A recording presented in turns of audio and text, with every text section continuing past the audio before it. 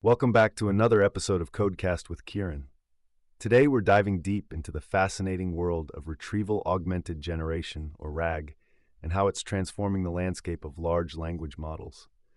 We'll focus on an innovative open-source framework called RAG Foundry, which is designed to enhance LLMs for RAG use cases. Today I'll be joined by two experts in the field, Dr. Sarah Thompson, a researcher specializing in AI frameworks, and Tom Mitchell, an LLM application developer. Welcome to the show, Sarah and Tom.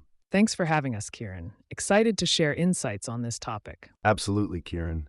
RAG is such an exciting area right now. Let's get started. Great. Let's kick things off with a brief overview of RAG.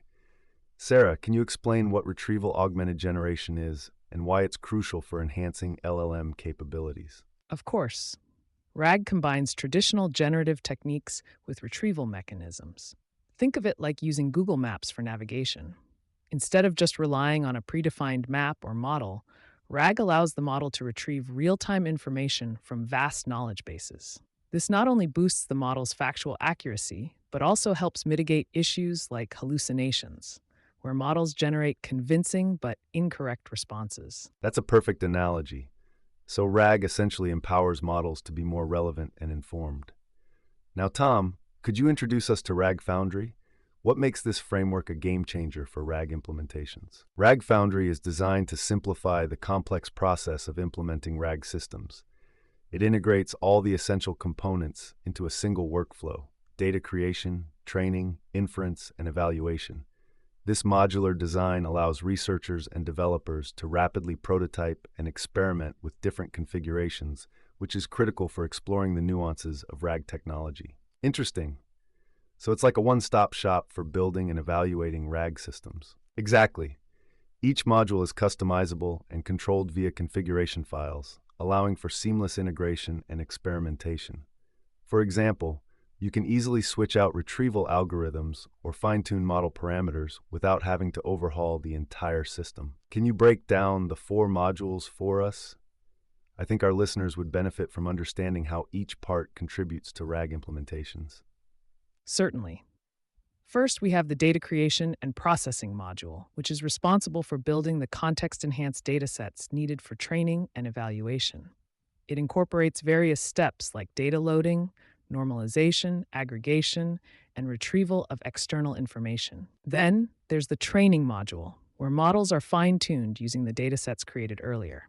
This module supports advanced techniques such as low-rank adaptation, or LoRA, which efficiently adapts models to specific tasks without needing extensive resources.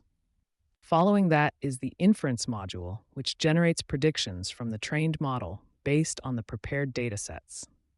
This is conceptually separate from evaluation, allowing for multiple evaluation strategies on the same inference results. Lastly, we have the evaluation module. This is crucial because it provides a suite of metrics tailored for assessing both the retrieval and generation quality of the RAG systems. Metrics can range from exact match scores to more complex measures like faithfulness and relevancy, ensuring a holistic evaluation approach. Wow, it sounds like RAG Foundry has everything covered. Now moving into practical applications, Tom, could you share some insights from the experiments conducted with the Llama 3 and Phi 3 models? Absolutely. In our experiments, we utilized three knowledge-intensive datasets: Trivia QA, PubMed QA, and ASCA. The results were impressive. By employing RAG techniques, we observed a significant uplift in performance metrics across the board. For example, with Trivia QA, the RAG augmented models achieved an exact match score that was substantially higher than the unmodified baseline models. This shows just how impactful retrieval can be when integrated correctly. It's fascinating to see tangible results backing up the theoretical benefits of RAG. What challenges did you face during these experiments? One major challenge was the complexity involved in designing effective retrieval strategies and ensuring consistent results across different runs. This is where the modular approach of RAG Foundry shines, as it allows for controlled experimentation and fine-tuning. However, achieving reproducibility still requires careful consideration of factors like data preprocessing and model configuration. Reproducibility is a big concern in AI research. Before we wrap up, let's touch on the future of RAG. What developments or improvements do you both envision for this technology? I believe we will see advancements in both retrieval techniques and the underlying models. There's a lot of room for integrating more sophisticated retrieval methods that can leverage context more effectively. Additionally, as AI ethics continues to be a hot topic, future developments will likely focus on ensuring responsible use of RAG, particularly in sensitive applications. Absolutely, and I think as we refine the RAG Foundry framework, we will unlock new possibilities for enhancing user interactions with LLM-powered chatbots.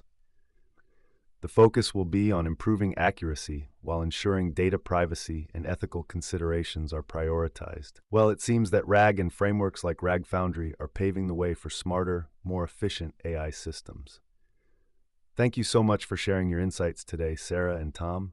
It's been a pleasure. Thank you, Kieran. It was great to discuss this with you. Thanks for having us, Kieran. And to our listeners, remember that the landscape of AI is continuously evolving. Stay curious, keep exploring, and join us next time on Codecast.